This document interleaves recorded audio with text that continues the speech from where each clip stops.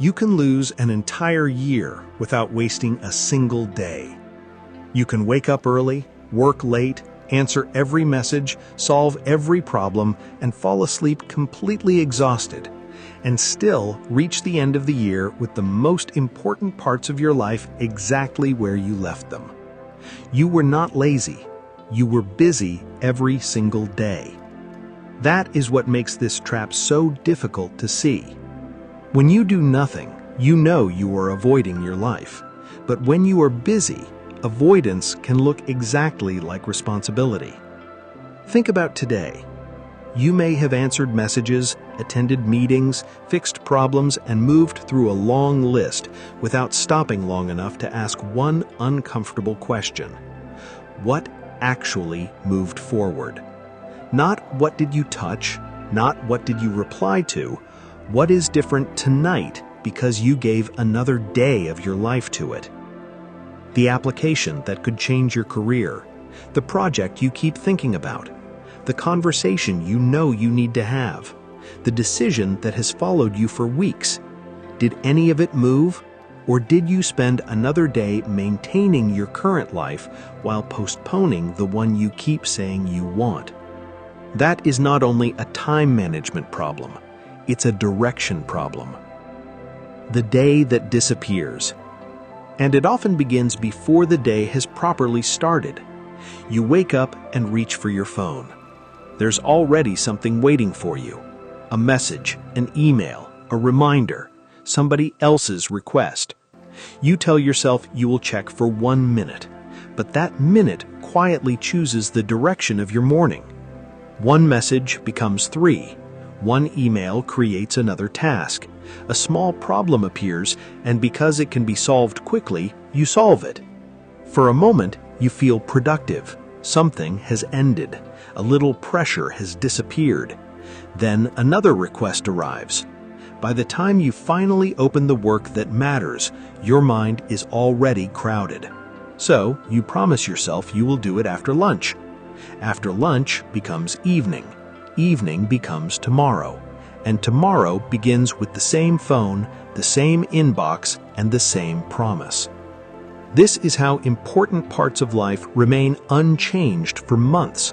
Not because you decided to abandon them, because you never protected them from everything else. Your future was not defeated by one dramatic mistake. It was interrupted to death.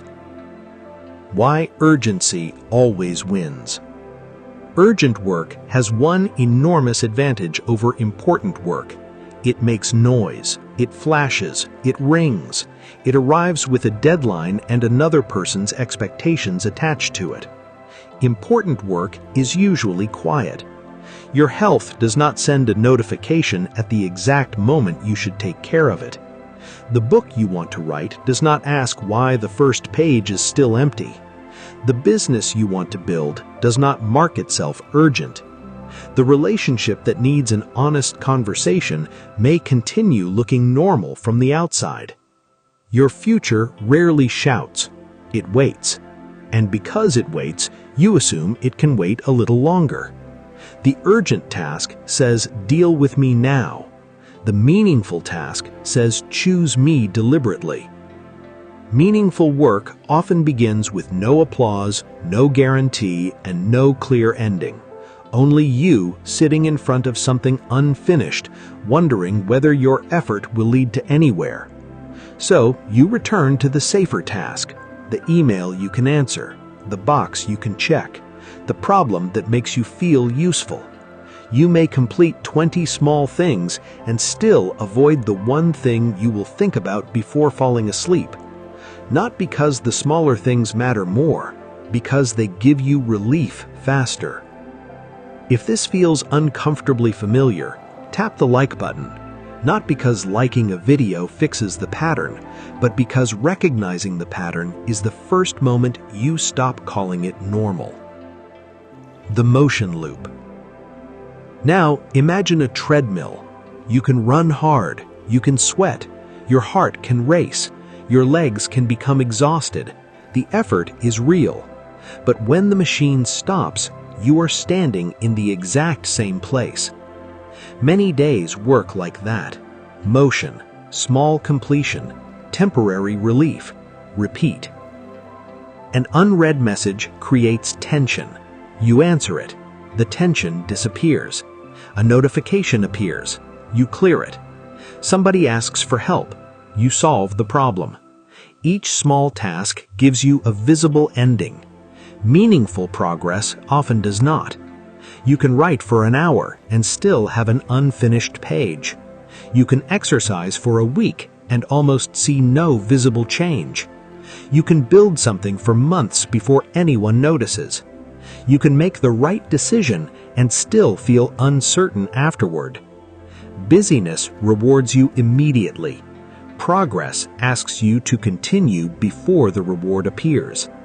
That is why motion becomes addictive. You may not know whether you are moving in the right direction, but at least you are moving. And movement can feel safer than stillness, because stillness gives you enough time to notice what you've been avoiding. There is probably one task that keeps following you into tomorrow. You already know what it is.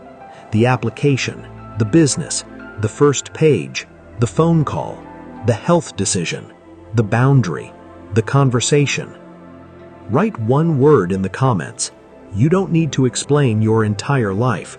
Just name the thing that keeps arriving in tomorrow. Once you name it, it becomes much harder to hide beneath a full schedule. Why busy days feel so exhausting? There is another reason busy days feel so draining. Your attention does not reset as quickly as your screen.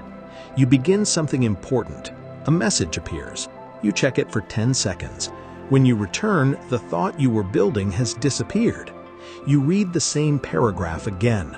You begin to focus. A calendar reminder appears. Later, you come back, but part of your mind is still replaying the last conversation. By the evening, you have touched everything, but entered nothing deeply enough to change it. 7 minutes of writing, 5 minutes of email, a call, another tab, a meeting, another restart. You were not doing nothing. You were repeatedly paying the mental cost of beginning again. That is why you can feel completely exhausted after a day that created very little meaningful movement. The exhaustion is real, but exhaustion is not proof that you moved in the right direction. It only proves that your attention was spent. The better question is, who decided where it was spent? You may say that your project matters, but your inbox receives the first hour of the day. You may say that your health matters, but everyone else's needs receive a place in your calendar first. You may say that you want to build something of your own, but other people are allowed to enter every open space in your schedule. The work you call important receives whatever attention survives. Then you blame yourself for lacking discipline. But your schedule may be revealing something else. You protected everything except the future you claim to want. The deeper reason you stay busy. And this is where the problem becomes more uncomfortable. Sometimes you are not avoiding the work, you are avoiding what the work could reveal. As long as the application remains unfinished, you cannot be rejected. As long as the business remains inside your notebook, it can still become successful. As long as the book remains unwritten, it can still be brilliant. As long as the conversation remains inside your head, you do not have to hear the other person's answer. Potential feels comfortable because potential has never failed. Reality gives feedback. Reality may ignore you. It may show you that your first attempt is not good enough. It may ask you to improve. It may force you to become a beginner again. And busyness gives you a respectable way to avoid that moment. You can say, I wanted to start, but the week became chaotic. I was going to finish it, but people needed me. I will do it when life becomes quieter. But life rarely stays quiet for long. The next week brings new messages, new problems, and new reasons. Sometimes busyness is not a sign that you have too much to do. Sometimes it's armor. It protects you from uncertainty, from rejection, from discovering that progress may be slower and messier than you imagined. The most dangerous form of procrastination does not always look like doing nothing. Sometimes it looks like working extremely hard on everything except the one thing you were afraid to test. The one-move rule.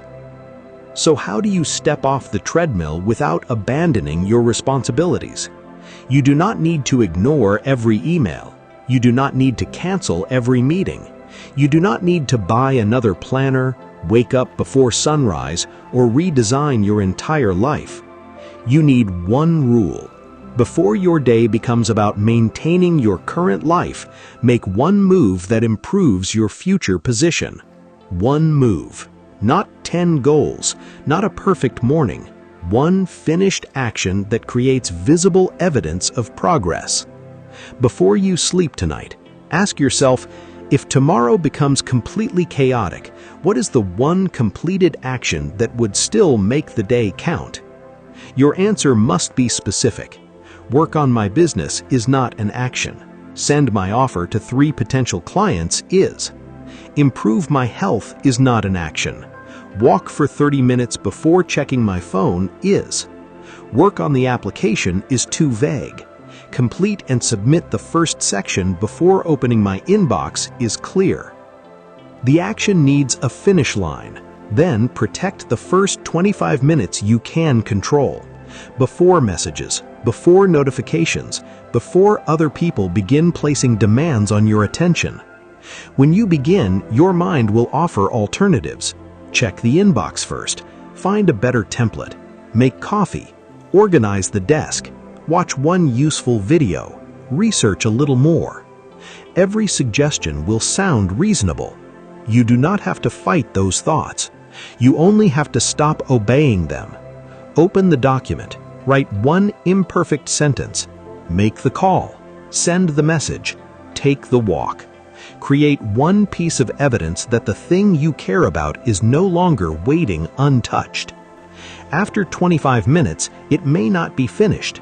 It may not be impressive. It may not even be good yet, but your position will have changed. Something now exists that did not exist before. That's progress. Not the feeling that everything is under control, not the relief of an empty inbox, not the exhaustion of another full day. Evidence. The 2-list test. Tonight, make 2 short lists. On the first, write, what kept me busy? On the second, what moved my life forward? Don't judge the first list. Maintenance matters. Messages need answers. Bills must be paid. People depend on you. Your current life must be maintained. But compare the 2 lists honestly. If the first grows every day, while the second remains empty, you may not have a motivation problem. You may have a direction problem. Then choose tomorrow's one move. Write it somewhere you will see before opening your inbox, before checking your notifications, before the world begins deciding what your attention belongs to. I've linked 2 books in the description, Deep Work by Cal Newport and Essentialism by Greg McKeown, for anyone who wants to explore focus and meaningful priorities more deeply. Those may be affiliate links, which means the channel may receive a small commission at no additional cost to you. But don't buy another book merely to postpone the action you already understand. Reading about focus is not the same as focusing. Learning about progress is not the same as progressing. Stop measuring your days by how tired you feel. Measure them by what changed. A page now exists. An application was sent. A boundary was communicated. A conversation happened. A decision was made. A beginning became real. If someone came to mind during this video, someone who is always exhausted but quietly feels that nothing important is changing, share this with them. Not to judge them, to remind them that exhaustion is not failure, but it is not a compass either. Subscribe for more audio essays about the invisible patterns shaping how we work, choose, connect, and change. And remember, You can lose an entire year without wasting a single day. Not because you did nothing, because you did everything except what mattered. A treadmill can exhaust you without taking you anywhere. Progress begins the moment you stop confusing motion with direction. I'll see you on the next road.